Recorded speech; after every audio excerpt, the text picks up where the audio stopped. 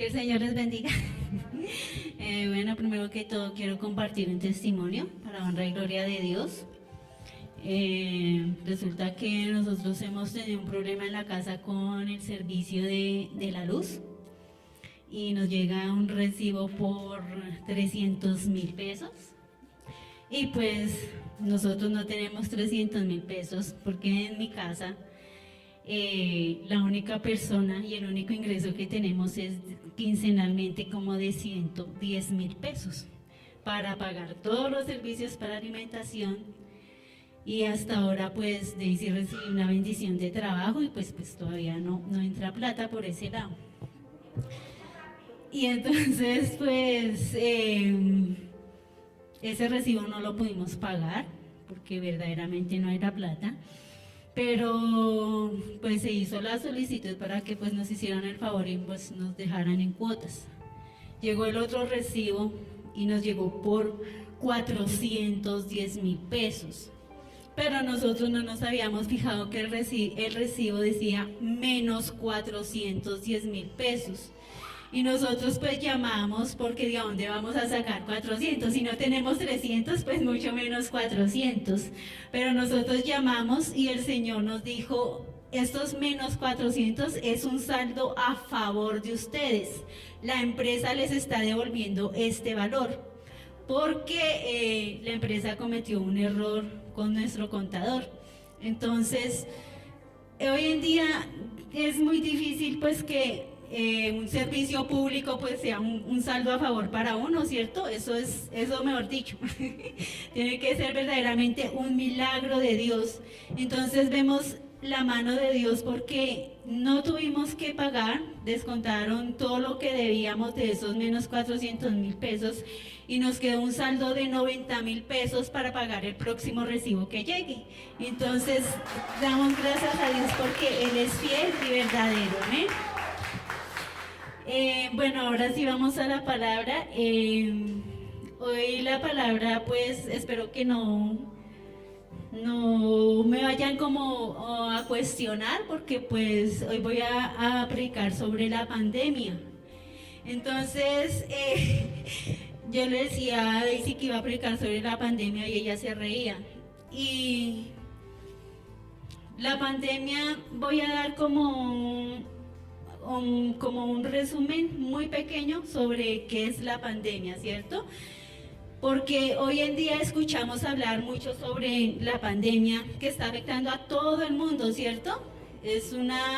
Y la conocemos y la identificamos con un virus, que es un virus que lo llamamos, ¿qué? El COVID-19. Entonces yo les voy a dar una definición de pandemia. Yo sé que ustedes se preguntan, ¿y eso qué tiene que ver de pronto con la vida cristiana o en qué se relaciona? Y más adelante, por eso quiero que le pongan mucho cuidado a estas definiciones que voy a dar, porque más adelante vamos a ver cómo se relaciona con mi vida espiritual, amén. Entonces, la definición de pandemia es una enfermedad epidémica que se extiende a muchos países o que ataca a casi todos los individuos de una localidad o región. Entonces vemos que estamos identificados con esta pandemia en la actualidad y conocemos el virus que se llama COVID-19. Es una familia extensa de virus que causa infecciones respiratorias que pueden ir desde un resfriado común hasta afectar el sistema respiratorio. Entonces podemos identificar algunos síntomas de este virus para acudir a tiempo al médico o tener los cuidados respectivos en casa. Uno de los síntomas que presentamos muchas veces o que presentan las personas que les da esta enfermedad puede ser fiebre, tos seca, cansancio, dolor de garganta, conjuntivitis, dolor de cabeza, pérdida del gusto y llega a un punto donde deteriora los pulmones y ahí es donde se complica todo. ¿Por qué? Porque la persona puede llegar a morir. Y si nosotros vemos noticias, vemos la cantidad de personas que han muerto a nivel mundial, ¿cierto? Son muchas personas las que este año han perdido la vida. Pero hay un proceso que lo llamamos ¿qué? Bioseguridad, donde nos dan unas pautas a seguir para prevenir el contagio. y esas pautas de hecho las aplicamos aquí en este lugar, ¿no es cierto? Las aplicamos como con el uso del tapabocas, el lavado de manos diarias, usamos gel antibacterial o alcohol, estamos usando el distanciamiento físico y evitamos aglomeraciones. Y una recomendación que nos hacen es que si nosotros verdaderamente no debemos salir de la casa nada, pues no salgamos, evitemos salir, ¿no es cierto? Es una recomendación que se le hace a todo el mundo. Y vemos que esta enfermedad es a nivel ¿qué? Mundial, ¿cierto? A nivel global, está atacando la economía de todos los países. Muchas familias este año ha sido duro porque han perdido a sus seres queridos, ¿cierto? Y porque cuando una persona muere de esta enfermedad, ¿qué pasa? Ni siquiera se lo dejan ver a sus familiares, ni despedirse, ni nada, sino tome, aquí está su familiar en unas cenizas y ya, ¿cierto? Y entonces es una enfermedad terrible, pero yo quiero que ustedes se pongan a pensar. Y les voy a decir que hay una pandemia que está acabando con la humanidad lentamente y el hombre ignora por completo esta pandemia. El hombre no sabe que esta pandemia está acabando con la vida del hombre. Y esta pandemia está identificada con un virus muy específico y ese virus es el virus del pecado. Y el hombre no ha detectado esta pandemia. ¿Por qué? Porque el hombre está sosegado. Entonces, no sé si me colaboran con Romanos 5:12, alguien que me colabore. Y voy a dar la definición de este virus, del pecado. Dice que es una enfermedad infecciosa que fue transmitida al mundo por medio de la desobediencia del hombre, en este caso Adán. Ya encontraron Romanos 5:12, que por favor me colabore.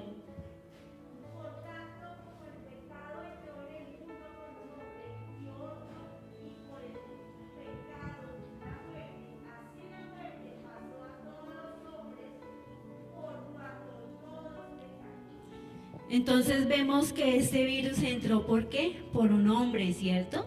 Y lo fueron los primeros hombres que Dios puso en la tierra, que fue Adán y Eva. ¿En qué momento entró ese pecado? ¿A través de qué? De la desobediencia, ¿cierto? Entonces, yo dividí este virus en dos grupos. El grupo de personas que no conocen a Dios. Los síntomas de una persona que no conocen a Dios, ¿qué son?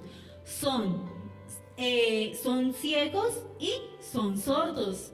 Entonces dice, acá anoté, al contrario del virus que les acabé de explicar, el COVID-19, que mata a las personas así, rapidito, se lleva a la gente rapidito. Este virus es todo lo contrario. El pecado se extiende silenciosamente a través de ¿qué? De la desobediencia, donde se presenta la ceguera y la sordera en las personas que no conocen a Dios. Entonces, la definición de ceguera es no poder ver las obras manifiestas de Dios en nuestra vida. Y desconocen el amor de Cristo que extiende a todo conocimiento. ¿Alguien me ayudaría a leer Isaías 59:10? Entonces, el hombre es ciego. ¿Por qué? Porque el hombre está envuelto en su medio vivir y no le importa ni siquiera detenerse a pensar por 5 minutos en la existencia de Dios.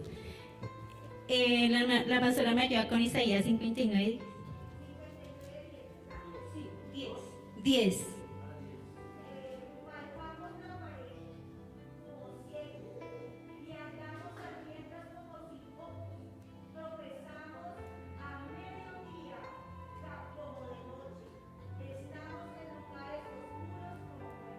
Entonces vemos que la persona que no conoce a Dios anda así. ¿Por qué anda así? Porque vive envuelto y sosegado por el pecado. y Dios quiere que quitarnos esas vendas. Ahora la sordera es la negatividad o incapacidad para escuchar la advertencia de Dios contra la tentación del pecado y sus pasiones. Alguien que me ayude con Mateo 13:14. Le agradecería al hermano que me colaborara. Mateo 13:14.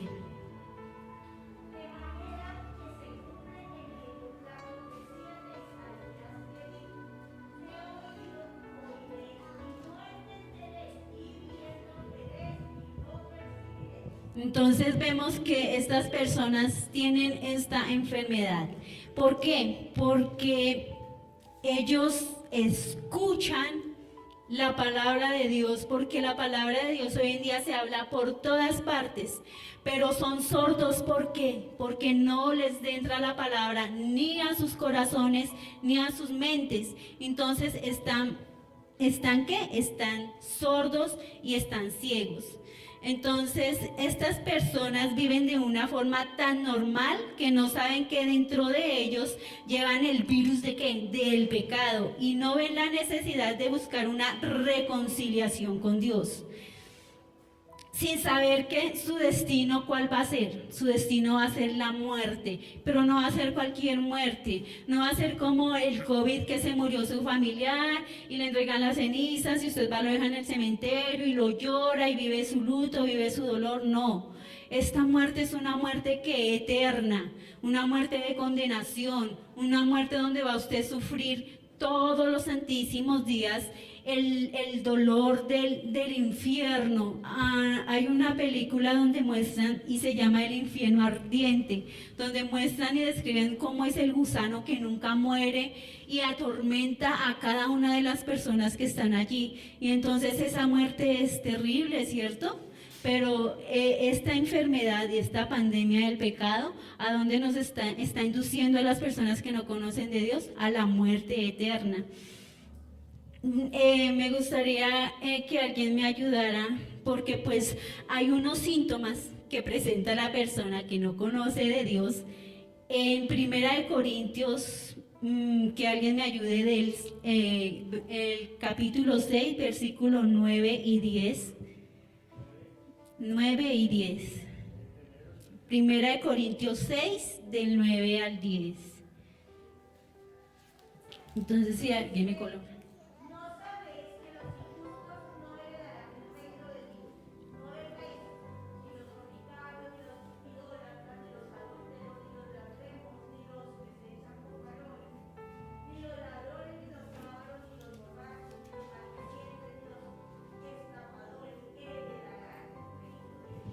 Entonces vemos que la palabra está clara, ¿cierto?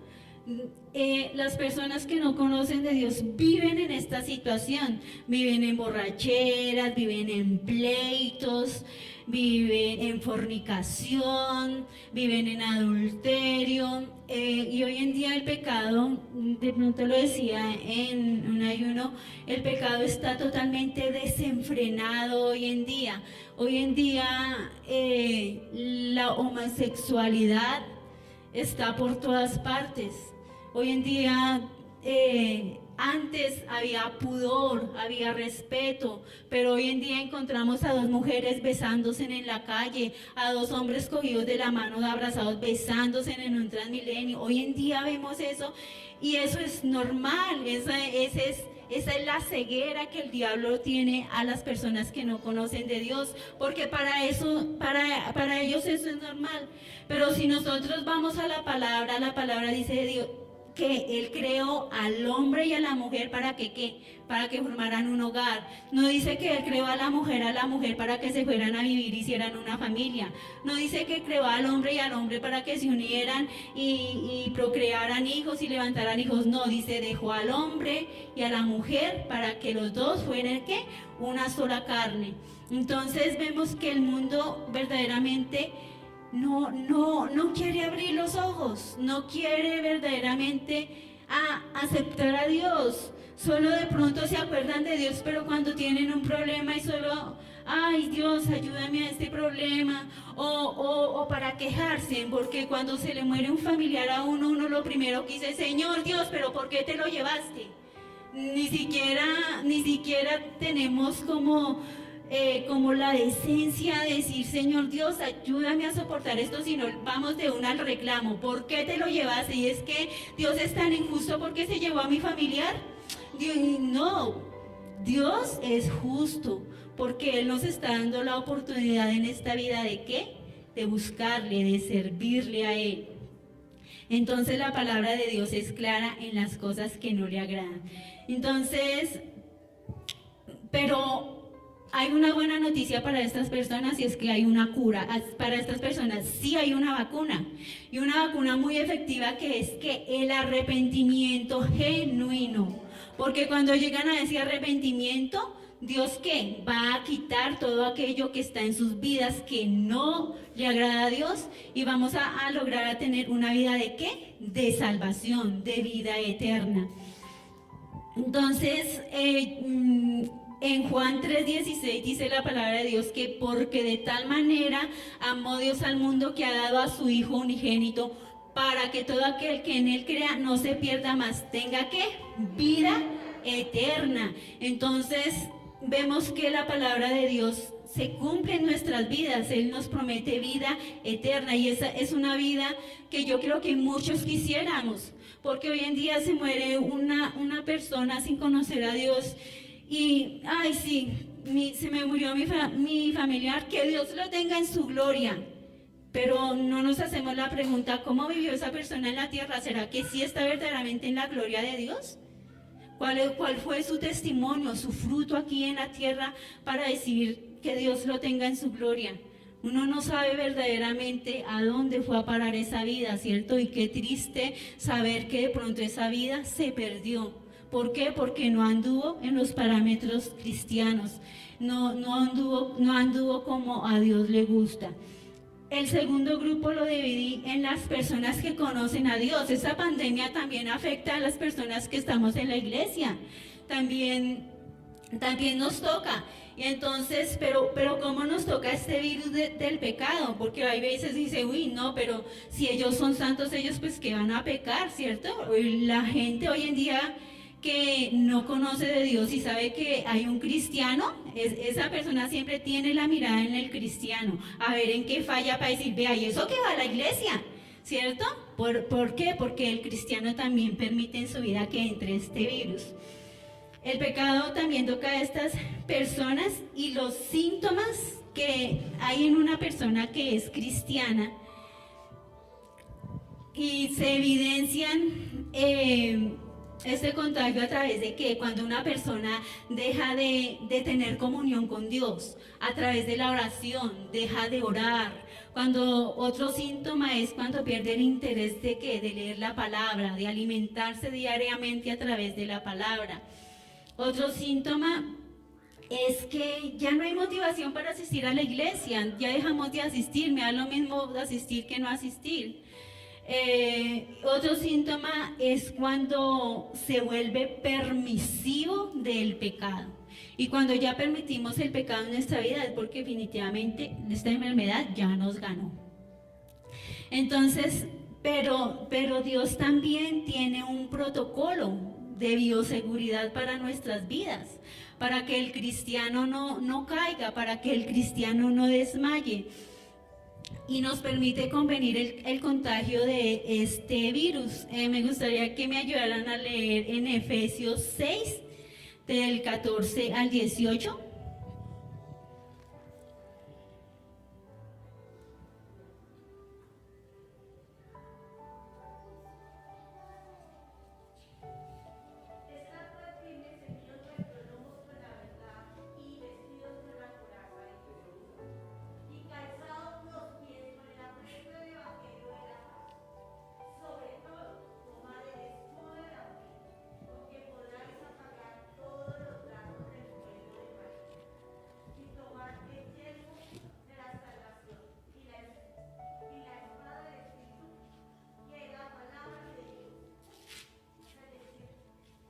Hasta el 18.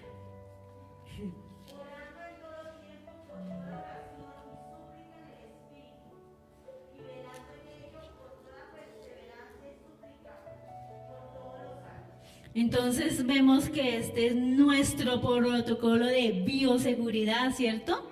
La armadura del Espíritu Santo en nuestras vidas. Dice, por lo demás, hermanos míos, fortaleceos en el Señor Jesucristo.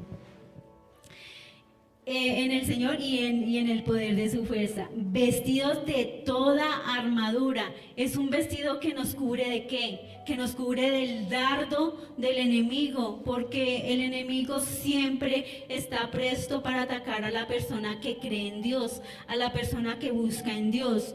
Muchas personas pierden como su horizonte y piensan que ir a la iglesia es solo para recibir beneficios y beneficios y beneficios, pero no, la vida cristiana es tomar la cruz y seguir a Dios. ¿Y tomar la cruz qué significa?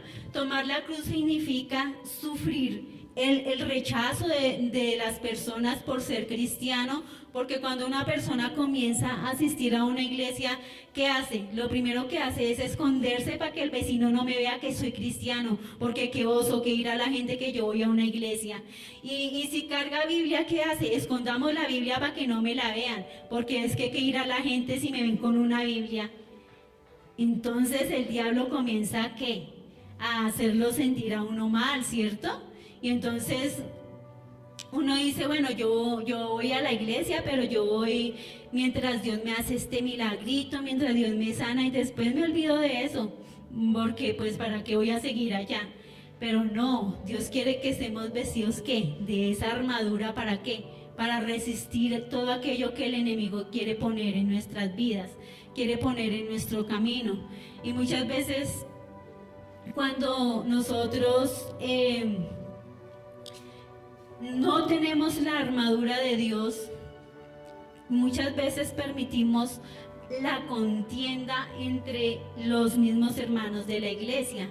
Muchas veces permitimos el chisme. Muchas veces llegamos aquí a mirar el hermanito cómo vino vestido. Ay, pero si vio esa hermanita y ella dice que tan bendecida que es y tiene los zapatos rotos. Ah, pero si ve a la hermanita como con ese pantalón que llegó a la iglesia. Entonces, cuando no tenemos la armadura de Dios en nuestra vida, que el diablo comienza a maquinar nuestra mente, nuestro pensamiento, y empezamos a ¿qué? A atacarnos entre nosotros mismos. Muchas veces aún el grupo que trabaja aquí en la iglesia, muchas veces entre los pastores y las personas que les colaboran, a veces se presentan disgustos, a veces se presentan desacuerdos, pero el diablo ¿qué? Trabaja a través de eso, Acá se vivió un caso, yo creo que con los pastores, y de una persona que yo creo que para ellos sentían que era como un obstáculo en sus pies, en su zapato, porque siempre había una actitud de ¿qué? Una actitud contraria, había una actitud de que si ellos decían vamos a hacer esto, la otra persona decía no hagamos esto, una actitud tremenda. Y yo creo que es difícil trabajar en una iglesia con personas así. Cuando uno se estrella con personas así es difícil, ¿cierto? Pero Dios ¿qué quiere? Que nosotros rompamos todo esto a través de ¿qué? De la armadura de Dios, porque Él dice en el 12, porque no tenemos lucha contra sangre y carne, sino contra ¿qué? Contra principados, contra los demonios. Y el demonio siempre va a poner contienda en la iglesia. El demonio, él es tan cumplido que él es el primero que apenas abre la puerta de la iglesia, él es el primero que entra. Y él es el primero que se hace en una de las sillas para mirar qué cristiano está desapercibido para entrar y atacar y poner en contienda al uno, al otro, ¿cierto? Y muchas veces nosotros como cristianos, yo creo que el diablo se burla hasta de nosotros, porque llegamos tarde a los servicios y él es el primero que llega. Pero ¿llega a qué? Él llega a visualizar la vida de cada uno de nosotros. ¿Con qué actitud yo me paro a alabar a Dios? Si lo estoy haciendo de corazón o lo estoy haciendo simplemente por llenar un espacio en la iglesia, por ocupar una silla. Dice la palabra de Dios En el capítulo 12, porque no tenemos lucha contra sangre y carne, sino contra principados, contra potestades, contra los gobernadores de las tinieblas de este siglo, contra huestes espirituales de maldad en las regiones celestes. Por tanto, tomad toda la armadura de Dios para que podáis resistir en un día malo, y habiendo acabado todo, estad firmes. ¿Qué quiere Dios? Que estemos firmes, que perseveremos hasta el final. El final es para cuando, ¿qué? Para cuando Él venga y levante su iglesia, o para cuando Él nos llame a alguno de nosotros a su presencia, nosotros estar preparados y decir, bueno, la luché en la tierra y pude estar aquí deleitándome en la presencia de Dios. Y no porque el cristiano, si no tiene un corazón verdaderamente contrito y humillado y no vive la palabra de Dios, él también va a parar al infierno. Él también se va a morir y va a perder su alma, va a vivir una vida de eternidad de sufrimiento. Pero Dios quiere que rescatarnos y que nosotros tengamos una vida eterna, pero ¿de qué? De vida. Él dice que Él fue a prepararnos morada, ¿cierto? Él dice que hay una cena muy hermosa que Él está preparando para cuando lleve a su pueblo. Y usted por un momento se ha puesto a pensar, ¿dónde quiere pasar la eternidad usted? Todo el mundo decimos en el cielo, ¿cierto?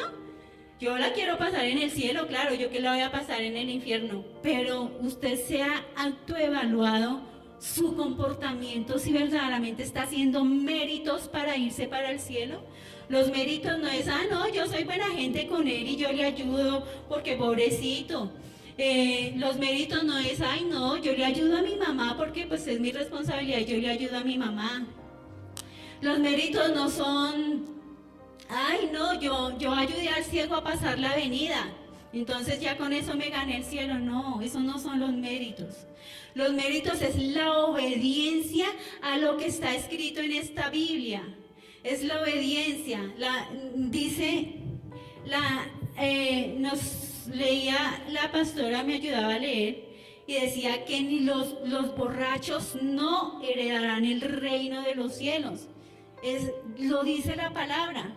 Pero eso no nos importa. Entonces, como yo hago buenas obras, yo me puedo ir a tomar la plata de mi sueldo, de mis hijos, de mi familia, y yo me la tomo, me emborracho y ya no pasa nada, porque como yo soy buena gente, yo no le hago mal a nadie.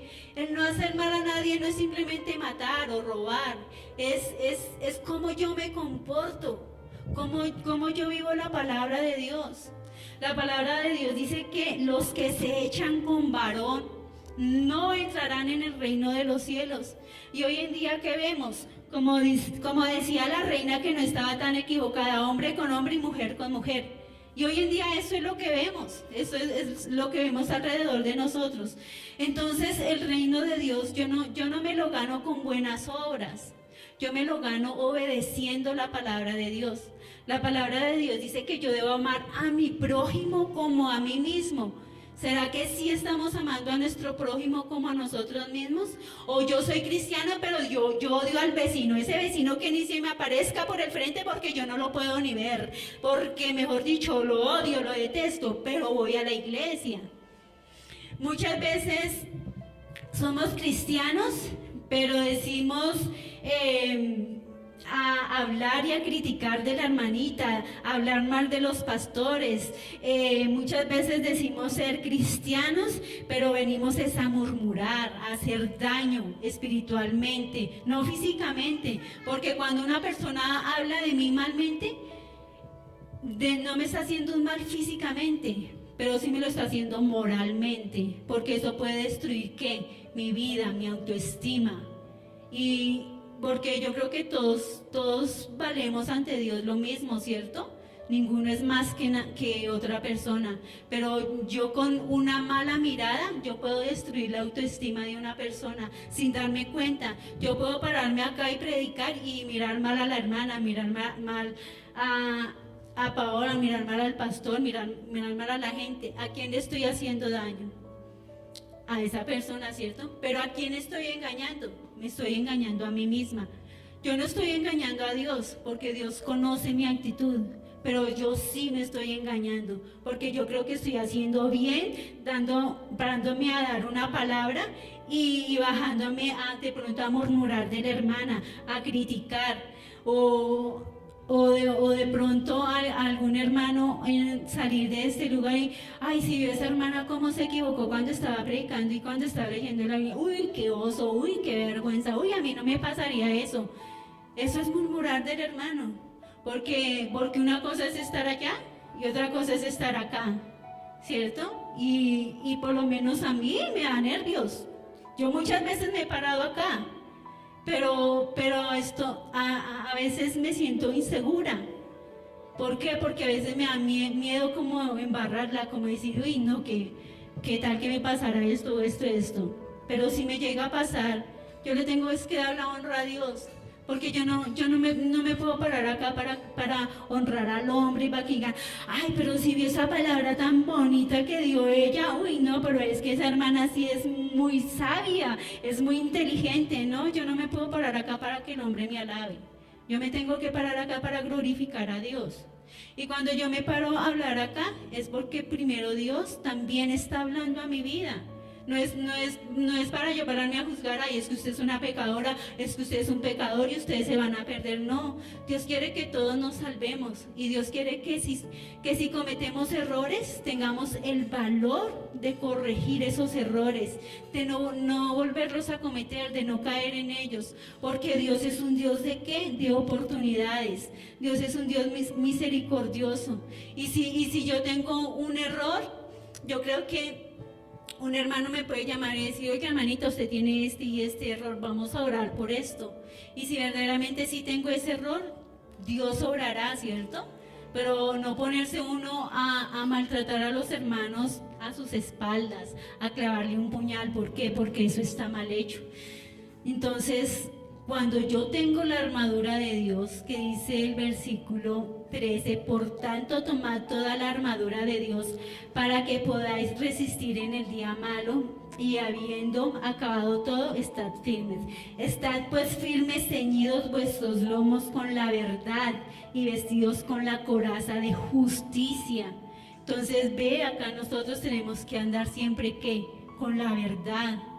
Así muchas veces nosotros disfrazamos la verdad de mentiras, porque nosotros muchas veces, para no quedar mal, entonces vamos a decir esto y vamos a decir lo otro, para no quedar mal. Pero igual estamos diciendo mentiras. Para Dios no hay mentira blanca, ni pequeña, ni grande. No, para Dios la mentira es mentira. Entonces, nosotros debemos ¿qué? Andar siempre prestos con la verdad. Debemos estar vestidos con la coraza de justicia, ser justos. A nosotros nos cuesta ser justos. Muchas veces nosotros decimos ser justos, pero cuando vemos al hermano caído, entonces le damos una patada y le caemos también encima para terminarlo de aplastar y decimos ser justos.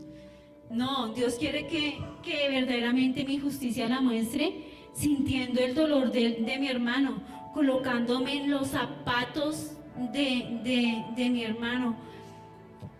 Hoy en día hay muchas personas que cometen X o Y errores en la vida y uno jamás se pone a analizar el por qué esa persona cometió ese error.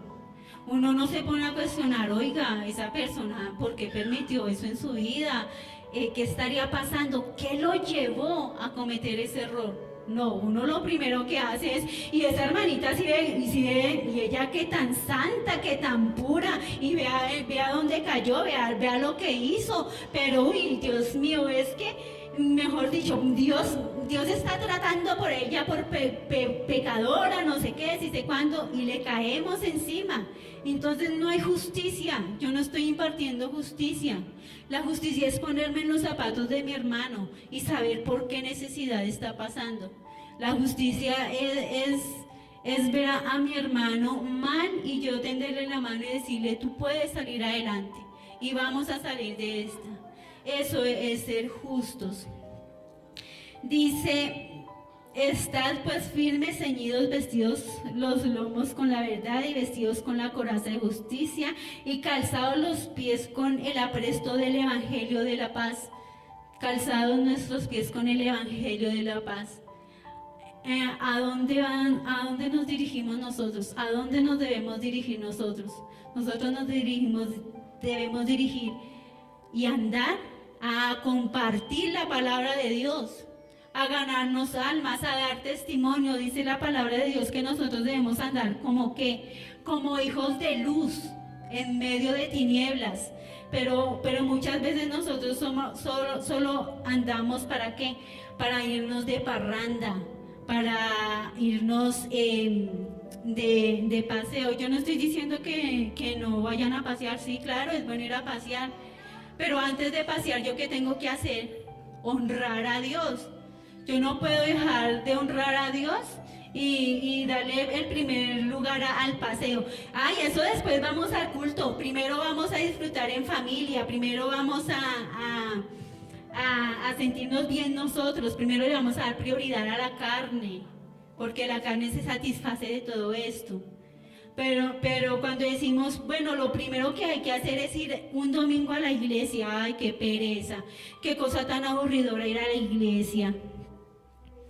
Ahora la pregunta es, ¿será que Dios le dio tristeza y aburrimiento morir en la cruz por usted y por mí? No, ¿cierto? Dios no lo pensó 3 veces en dar su vida en una cruz, en un madero, a pesar de que fue humillado, maltratado, fue golpeado, lo escupieron, murió en vergüenza porque lo crucificaron desnudo. Todo el mundo lo vio, todo el mundo se reía. Y él no dijo, ay no, qué pereza morir en la cruz por Isaías. Ay no, o qué pereza morir en la cruz por la pastora Alexandra o por Daisy. Dijo, no, yo mejor no hago ese sacrificio, pues que ellos se salven como puedan. No, Dios no dijo eso, ¿cierto? Dios se humilló hasta lo sumo y dio su vida por nosotros, pero a nosotros nos da pereza leer la palabra, porque ay, esto que me puede, uno ve la Biblia y como, ay no, qué pereza leer esto. No. Bueno, entonces vamos a invitarlos a un ayuno, vamos a invitarlos a una vigilia, y llega la hora de la vigilia y llegamos 2, llegamos 3, llega 1. Y como qué pereza, verdaderamente, ser cristiano es tan aburridor, tan perezoso. Pero cuando esté cara a cara con Dios, ¿qué le va a decir usted? No, es que a mí me daba pereza ir al culto, me daba pereza leer la Biblia, me daba pereza orar.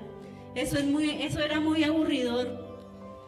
Dios no le va a decir, uy, sí, yo lo entiendo, bienvenido a mi reino. Dios no le va a decir eso.